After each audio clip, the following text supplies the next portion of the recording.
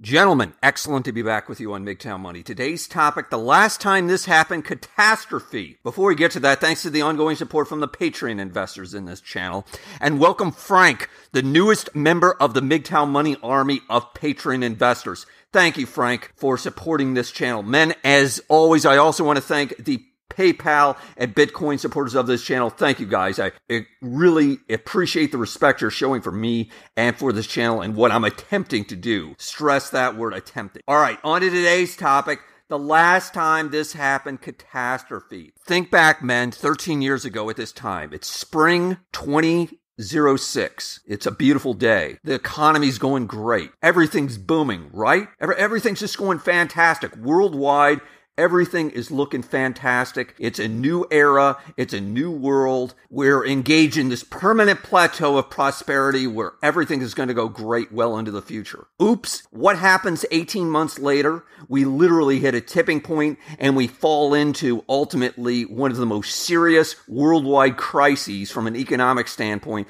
that we had experienced in the last 60 years. And we enter effectively a global collapse, many of which, including today, some countries have not fully recovered from. I'm thinking of Greece, for example. Well, gentlemen, this is very important because just like spring 2006, something just recently happened within the past couple of days. Specifically, I'm speaking about the yield curve inversion. I'm not going to go into all the details, exactly what this means. I've done so in the past when I talked about bonds, when we talked about government bonds, and specifically the technicals behind what it means to have a yield curve inversion. And specifically, without getting into all the details again, what has happened is that the short-term interest rate, that's the interest rate that's controlled by the government, is now above the long-term interest rate. In this case, we're talking about the 10-year note interest rate of U.S. government bonds. This is where it gets important, men. The past 3 times that this has happened, and again,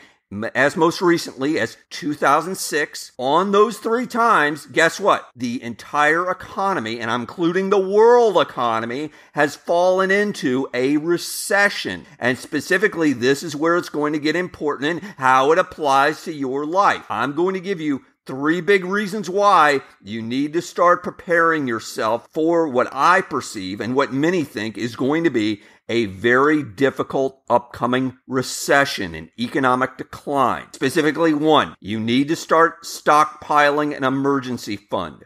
I'm defining an emergency fund as being at least 6 months of basic living expenses. Your basic living expenses being, of course, housing, food, utilities, and transport. Just so that you've got enough money that you can cover housing, food, utilities, transport. So, for example, maybe you're like my buddy. He told me his basic living expenses to keep his household going is about $7,000 US a month. You heard me, $7,000 US a month. So I recommend for him, he needs at least $42,000 in cash equivalents, bank accounts, money market, whatever, just money that's immediately available, adjusted, set aside. Or maybe you only need $1,000 a month. So, okay, 1 times 6 is $6,000. The reason why I'm suggesting this is the benefit is that you will sleep well. You will know you were prepared. Believe me, men, when I say this, the value will be priceless. Because if you should have some other knock-on effect, as I'll be discussing in just in a moment, from this great recession, as I'm going to call it, you're going to be prepared. Next, you need to create or update, if you haven't already, your resume or your CV, as it's called in many places in the world. Most jobs across the world require a resume or a CV when you're applying for one. If you haven't made one already, if you're a young man, you're just getting in the workplace, you probably don't know what I'm talking about, but I encourage you, just Google it. Start making one up. If you're an older man, you know exactly what I'm talking about, and update your CV now. We live, of course, in a dynamic world. I've mentioned this in the past. Things can happen. What am I talking about? Layoffs can happen. They can come out of the blue. Bosses from hell can take over. Again, speaking from my own personal experience, systems and jobs can change.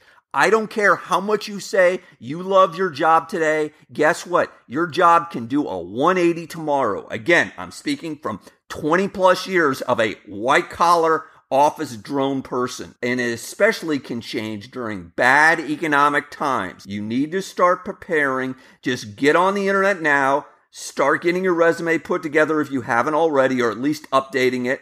There's lots of free stuff available. There's lots of pay online services that will also help you with keywords and phrases that are applicable to your specific industry. The one point that I would make, avoid paying any type of person or whatever to, quote, create your resume for you. You don't need anybody's help. If you want to use some sort of software package, etc., that's more than enough. But the bottom line is, don't pay anybody to do it. You can do this yourself.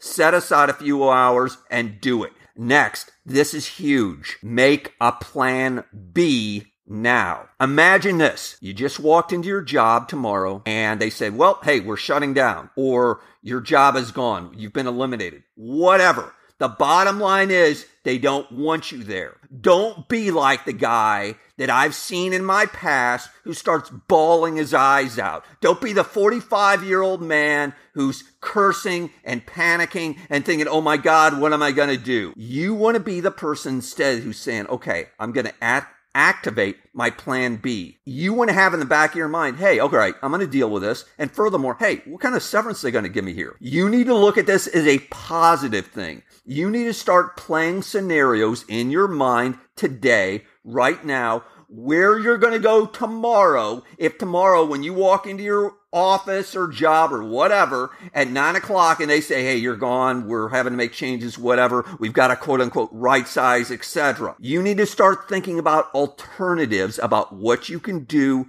on an ongoing future for your future. Go into work starting tomorrow thinking about, this is my last day, so what am I going to do the day after? That's all that I'm talking about. Start running these scenarios through your head. Start planning this out.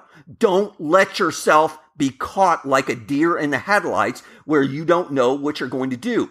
If you've done the first two things that I talked about, where you've got an emergency fund and you've got a resume, you're already 90% of the way there. You can already start moving forward in a confident sort of way, in a positive way. Finishing men, objectively and factually speaking, the U.S. economy and the world's economy are slowing. Look at some of the slides I include relative to, for example, again, where I talked about what's happened in the past when there's been a yield curve. And furthermore, a yield curve inversion. And furthermore, of course, what sort of investments do you think you ought to be making now if the economy does start slowing? Again, why don't you start thinking about some of the things that I've talked about in the past? Remember, men, if the U.S. sneezes, if the U.S. economy sneezes, the world catches cold. Having been a worker drone through 3 different recessions over the decades, it's not going to be the end of the world if you're prepared for it. If you start doing things like Noah did and you start building your ark now. Gentlemen, as always, hit the like button if you found this profitable. John Galt out.